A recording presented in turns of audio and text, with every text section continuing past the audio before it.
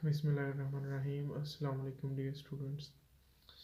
अच्छा जी, chapter number 18 के साथ इसका इंट्रोडक्शन लेक्चर हमारा हो गया था पहला। तो अगला हमारा टॉपिक है रिप्रोडक्शन इन प्लांट्स, कि पौधों के अंदर जो है रिप्रोडक्शन किस तरह होती है। तो ये टॉपिक आप फर्स्ट ईयर में भी पढ़ के आए हैं चैप्टर नंबर 9 के अंदर। तो यहाँ भी इसकी थोड़ी ब्रीफ डिस्क्रिप्शन जो है ये मौजूद है। तो रिप्रोडक्शन प्लांट में अगर सबसे पहले हम बात करें एसेक्सुअल रिप्रोडक्शन की, तो डेफिनेटली जब रिप्रोडक्शन की बात करें तो दोनों तरह की रिप्रोडक्शन हम सेक्सुअली एसेक्सुअली दोनों तरह से हम डील करेंगे। सेक्सुअल रिप्रोडक्शन की बात करें तो सबसे पहले बात कर रहा है लेयरिंग की। एक्चुअली लेयरिंग क्या चीज़ है, तो यहाँ आपकी आसानी के लिए मैंने एक डायग्राम ड्रा की है। लेट्स सपोज ये एक पौधा है, ठीक है। तो इस पौधे की कोई एक ब्रांच लेके मैंने इसको दोबारा ज़मीन में लगाया, ठीक है। तो ये दोबारा फिर ग्रो कर जाती है। तो इसकी एक और ब्रांच अगर लूँ मैं, उसको फिर दोबारा सॉइल में लगाऊँ तो वो फिर ग्रो कर आएगी। अगर उसकी ब्रांच फिर लगाऊँ तो वो फिर ग्रो कर आएगी। तो this concept is known as layering, ठीक है। और दूसरी चीज़ हमारे पास है ग्राफ्टिंग एंड बडिंग। ग्राफ्टिंग का मतलब है ये कोई और जीन पौधा है, ये कोई और पौधा है। अब इस पौधे के अंदर मुझे कुछ करैक्टर अच्छे लगते हैं तो मैं उसका थोड़ा सा सेगमेंट्स जो है वो उखाड़ के तोड़ के दूसरे के साथ अटैच कर दूंगा, बॉन्ड कर दूंगा। मेरे पास जो प्रोडक्ट आएगी उसके अंदर दोनों करैक्टर मौजूद होंगे। और बडिंग जो है वो भी इसी तरह का कॉन्सेप्ट है कि हम एक पौधे के ऊपर से कोई एक बर्ड जो है वो ले लेते हैं, ऊपर आगे ग्रो कर जाती है, जैसे आर्टिफिशियल मोड। तो एक आर्टिफिशियल मोड है, ठीक है। हम खुद इसको वो मैनिपुलेट करते हैं। तो ये तो हो गए सेक्सुअल रिप्रोडक्शन के मेथड, हम इंट्रोडक्शन के लेक्चर में हमने डिस्कस किए थे। उसके बाद हम आते हैं सेक्सुअल रिप्रोडक्शन के अंदर। पौधों के अंदर जो है वो सेक्सुअल रिप्रोडक्शन किस तरह होती है। तो मैंने एक वर्ड लिखा हुआ है डिप्लोहप्लैंटिक लाइफ साइकिल। डिप्लोहप्लैंटिक लाइफ साइकिल क्या है? एक्चुअली इसके अंदर जो है डिप्लॉयड और हप्लॉयड दोनों तरह की जनरेशन्स आती है। तो डिप्लॉयड हप्लॉयड क्या है, यानी एक डिप्लॉयड होती है एक अप्लाइड होती है, दोनों एक दूसरे को पैदा करती हैं। जैसे कह रहा है कि अल्टरनेशन ऑफ जनरेशन, ये एक वर्ड जो है आप छोटी छोटी क्लासेस से पढ़ते आ रहे हो। डिप्लॉयड स्पोरोफाइट, ठीक है। स्पोरोफाइट जो है वो डिप्लॉयड है, अल्टरनेट विद हप्लॉयड गेमेटोफाइट, ठीक है। एक चीज़ जो है वो डिप्लॉयड वो किसको बनाती है, हप्लॉयड को, वो फिर डिप्लॉयड को। तो ये अल्टरनेट एक दूसरे को पैदा करते हैं, इसलिए इसको अल्टरनेशन ऑफ जनरेशन कहते हैं। एक के बाद दूसरी नस्ल आती है। अच्छा, उसके बाद बात कर रहा है कि ये आइसोमॉर्फिक है। Iso mean same, morphic mean same. If both generation are vegetative similar, कह रहा है कि अगर दोनों जनरेशन वेजिटेटिवली सिमिलर हो तो हम उसको आइसोमॉर्फिक कहते हैं। एमसीक्यूज़ के लिए टर्म याद रखनी है, आइसोमॉर्फिक क्या है। अगर वेजिटेटिवली दोनों हमारे पास जो हैं वो जनरेशन सेम हो, सिमिलर हो, तो वो आइसोमॉर्फिक कहलाता है।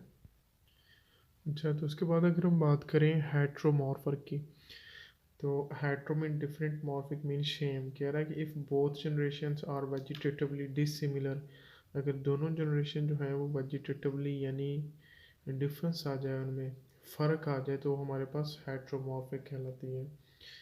तो उसके बाद जो है इसी टॉपिक के अंदर सेक्सुअल रिप्रोडक्शन के अंदर ये आपको बता रहा है कि dominancy of seed producing plants. तो यहाँ से शॉर्ट क्वेश्चन के तौर पर भी बन सकता है। इसके 4 पॉइंट्स हैं कि जो सीड प्रोड्यूसिंग प्लांट्स हैं वो डोमिनेंट क्यों हैं इस प्लेनेट के ऊपर। जो है सीड पर जो है सीड के थ्रू बनने वाले जो पौधे हैं वो इतने ज़्यादा डोमिनेंट क्यों हैं, आखिर इसकी रीज़न क्या है। तो ये 4 पॉइंट मैंने लिखे हुए हैं, ये मैं आपके सामने रखता हूँ। जी, कह रहा है कि seed producing plants are predominant, ठीक है। कह रहा है कि ये हमारे पास जो है ये प्री डोमिनेंट है due to the better mechanism of sexual reproduction. किसके through? Due to better mechanism of sexual reproduction. Mechanism का बहुत ही ज़्यादा एफिशिएंट है। अगर आप इस डायग्राम के ऊपर गौर करें तो ये स्पर्म और ये एग। अब ये जो एक स्ट्रक्चर बन रहा है, एक्चुअली ये जो है आपके पास एक ये नीचे ओवरी बनती है, ओवरी पक के फिर फ्रूट बन जाता है। अब इस स्ट्रक्चर के भी हमारे पास जो है 3 हिस्से हैं। ये वाला हिस्सा जो है ये ओवरी कहलाता है, ठीक है। और ये वाला स्टाइल और ये वाला स्टिग्मा कहलाता है। अब जब एक्चुअली इसकी शेप इस तरह की होती है स्पेसिफिक है, जब भी पोलन स्पर्म एक आता है तो इसके ऊपर आके इजीली ये इस सारे सिरे से अंदर गुजरता हुआ इस एग तक पहुंच जाए ताकि एग को फर्टिलाइज करवा दे। तो जैसे ही इसके ऊपर आता है तो यहाँ पे एक फ़ौरन एक ट्यूब बन जाती है। इस ट्यूब को हम नाम देते हैं पोलन ट्यूब। इस पोलन ट्यूब के थ्रू ये गुजरता हुआ इस एग तक पहुँच के इसकी फर्टिलाइजेशन करवा देता है। तो ये एक बेटर मैकेनिज्म है, सेफ सिक्योर मैकेनिज्म है। कह रहा है कि ये प्रेजेंट ऑल अराउंड अस, हमारे इर्द गिर्द हर जगह मौजूद होते हैं। तो मॉडिफिकेशन जो है उसमें लिखी हुई है कि modification in flower are inflorescence for pollination. ये पहली जो है हमारे पास इसकी प्री डोमिनेंसी की एक रीज़न है कि ये इतने डोमिनेंट क्यों है। तो पहला आर्गूमेंट जो है वो ये दे रहा है कि modification of flower are inflorescence. अब इन्फ्लोरेसेंस क्या चीज़ है? इन्फ्लोरेसेंस सिंपल अगर हम बात करें तो ये फूलों की अरेंजमेंट होती है। अगर एक्चुअली आपके पास ये एक पौधा है तो उसके ऊपर जो फ्लावर्स की अरेंजमेंट होती है, फ्लावर्स की अरेंजमेंट को हम क्या कहते हैं? इन्फ्लोरेसेंस।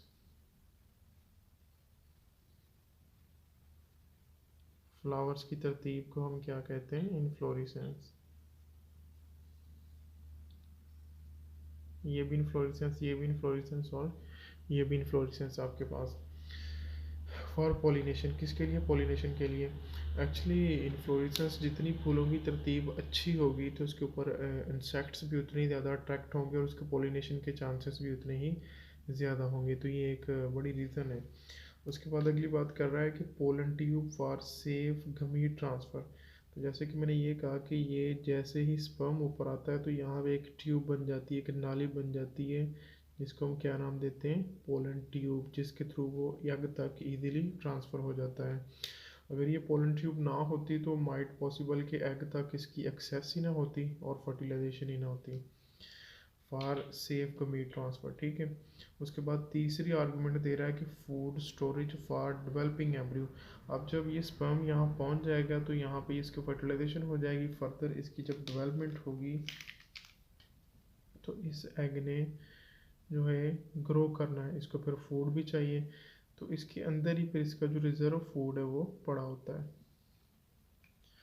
अच्छा जी, तीसरे नंबर पे प्रोटेक्शन बाय सीड कोट। तो सीड आप देखिए तो उनके बाहर जो है वो एक प्रोटेक्टिव लेयर होती है जिनको हम क्या कहते हैं? Seed coat. तो वो मैकेनिकल इंजरी से प्रिवेंट करके रखता है सीड को। तो ये चार हमारे पास मेजर रीजंस हैं जिनकी वजह से जो सीड प्लांट्स हैं वो मोस्ट डोमिनेंट हैं हमारी इस अर्थ के ऊपर। तो ये शॉर्ट क्वेश्चन भी आ जाए तो आपने ये चारों पॉइंट जो हैं जहन में रखने हैं। अच्छा जी, तो चार पॉइंट के अलावा आगे पांचवा जो पॉइंट है डोमिनेंसी में हमारे पास वो है डिस्पर्सल ऑफ सीड। अच्छा, बाय फ्रूट फॉर्मेशन।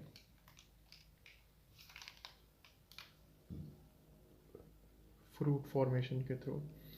तो ये भी एक जो सीड प्लांट्स होते हैं उनके डोमिनेंसी का एक बहुत ही अच्छा वे है कि आप देखो कि हमारे इलाके में भी समटाइम ऐसे फ्रूट्स आते हैं जो कि सैकड़ों किलोमीटर्स, 1000 किलोमीटर दूर से आते हैं। तो सीड के जो ओवरी है, लेट्स सपोज ये ओवरी अगर पक गई है और राइप,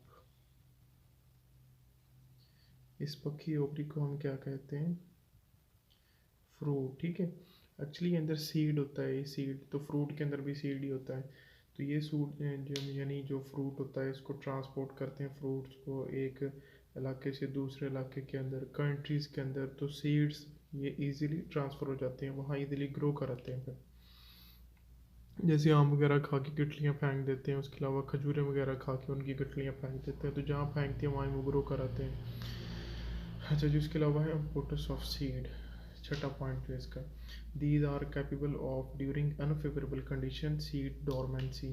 तो ये भी एक बड़ी ज़बरदस्त चीज़ है इनके पास, सीड डोरमेंसी।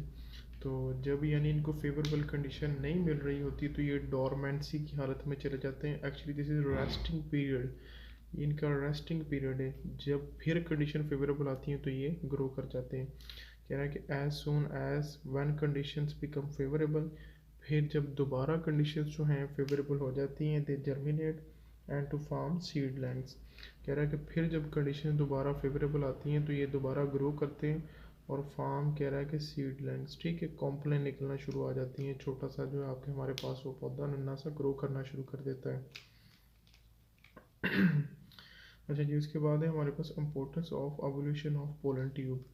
ये जो अंदर एक नाली सी बन रही है जिसको पीटी लिखा हुआ है, पोलन ट्यूब, इस पोलन ट्यूब की क्या इम्पोर्टेंस है? तो ये शॉर्ट क्वेश्चन के लिए भी इसको आपने याद रखना है, ठीक है। इसकी क्या इम्पोर्टेंस है? कह रहा है कि important step in land adaptation. अच्छा जी, अब बेटा जी ये जो लैंड एनवायरनमेंट है ये मोस्ट डेंजरस,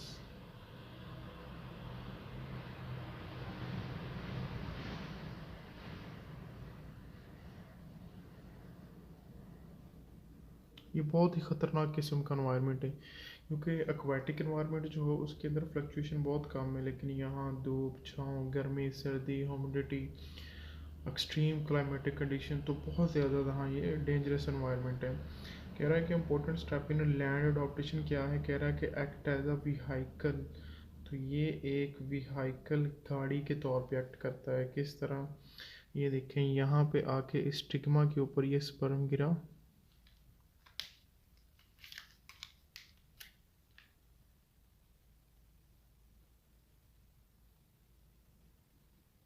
ये स्पर्म है, ठीक है। तो जैसे ही इसके ऊपर स्टिग्मा के ऊपर आके गिरेगा तो यहाँ से एक नाली डेवलप हो जाएगी। इस नाली का नाम क्या है? पोलन ट्यूब, जो सीधी कहाँ तक जाएगी? ये जो अंदर एग पड़ा है इस तक जाएगी ये, दिस इज एग तक आएगी। तो एक्चुअली ये जो नाली है अब ये व्हीकल गाड़ी के तौर पे एक्ट कर रही है। कह रहा है कि act as a vehicle for male gametes for safe transfer to the female gametes. तो कह रहा है कि ये इजीली कहाँ ट्रांसफ़र कर देगी? मेल गमीट्स को फीमेल गमीट्स तक, मेल ये स्पर्म और फीमेल ये एग।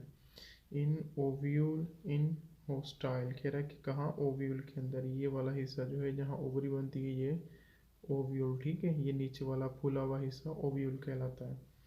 अच्छा, यहाँ लिखा हुआ है होस्टाइल। होस्टाइल का मतलब होता है बहुत ही ख़तरनाक किस्म का एनवायरनमेंट, एंड हार्श सख्त लैंड एनवायरनमेंट, ज़मीन वाला एनवायरनमेंट। क्योंकि ये जो लैंड एनवायरनमेंट है ये बहुत ज़्यादा जो है ये ख़तरनाक किस्म का एनवायरनमेंट है।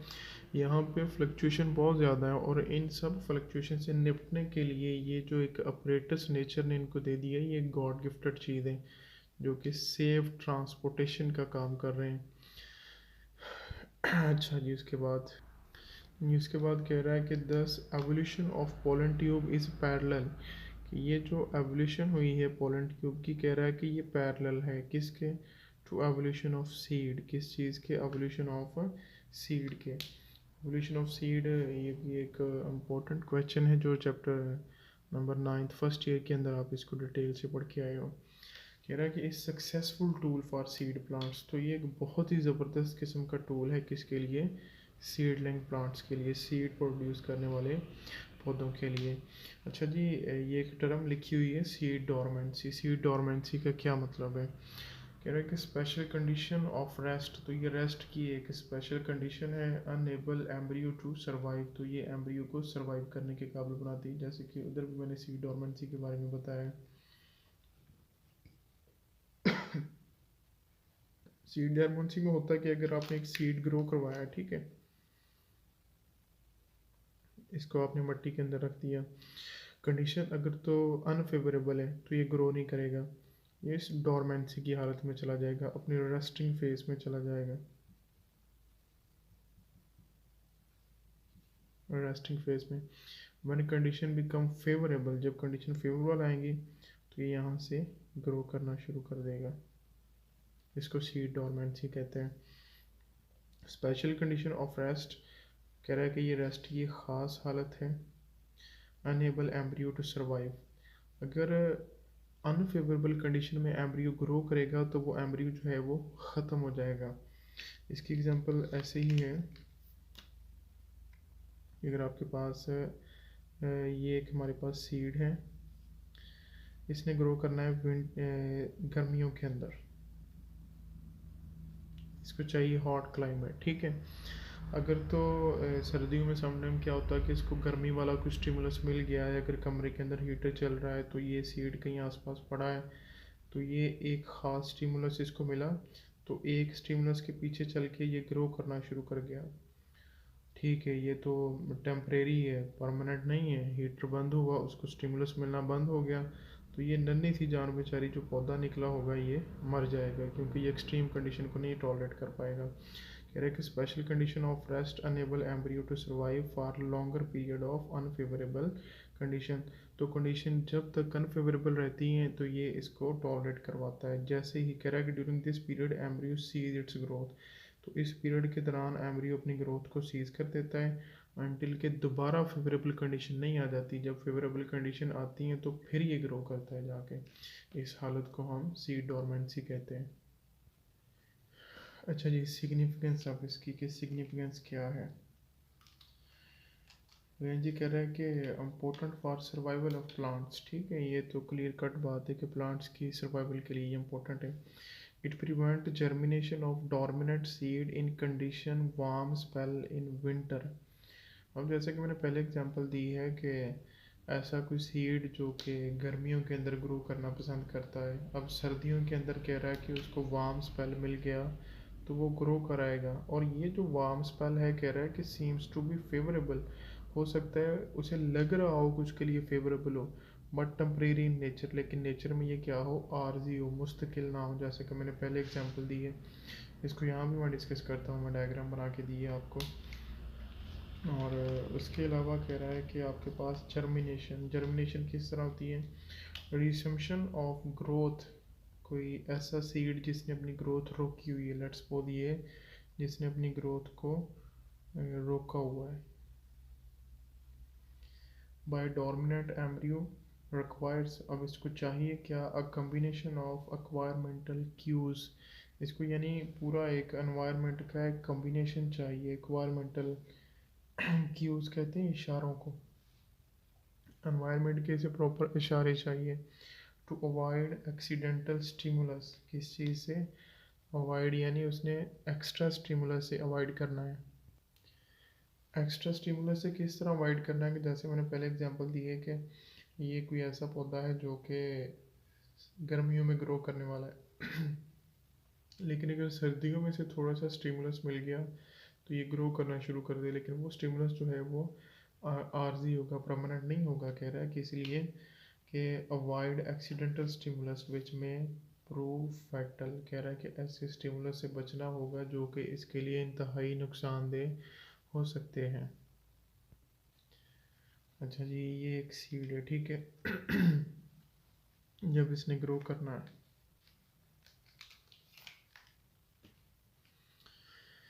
जैसे ये सीड अपनी ग्रोथ पकड़ेगा कि यह है समर, यानी गर्मियों में उगने वाला, लेट्स सपोज आपको समझाने के लिए, तो जो आपके पास क्लाइमेटिक कंडीशन है वो है विंटर, ठीक है।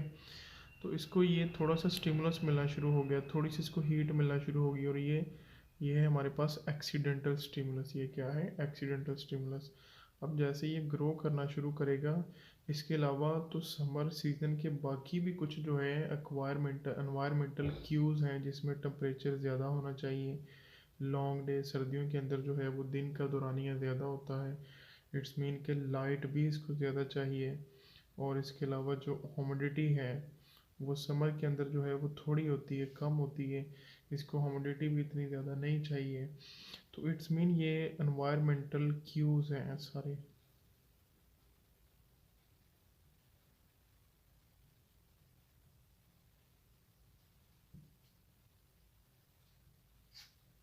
एनवायरमेंटल क्यूज़ हैं, ये एनवायरमेंट के इशारे। जब ये सारे एनवायरमेंटल क्यूज़ मिल के इसके लिए काम करेंगे तो फिर इसकी जो है नॉर्मल ग्रोथ होगी। अगर ये सिर्फ किसी एक इशारे के पीछे भागेगा, बाकियों को रिजेक्ट कर देगा, तो ये ग्रो नहीं कर पाएगा प्रॉपर। अल्टीमेटली ये ग्रो करेगा, ये प्रॉपर जो स्टिमुलस था थोड़ी देर बाद ख़त्म हो जाएगा, तो ये भी जो है बेचारा मर जाएगा, ये सर्वाइव नहीं कर पाएगा। तो ये बेटा जी आज का आपका टॉपिक था, इसको आपने बहुत अच्छे से तैयार कर लेना है। लेंगे इंशाल्लाह एक अगले टॉपिक के साथ कल। थैंक यू, अल्लाह हाफिज़।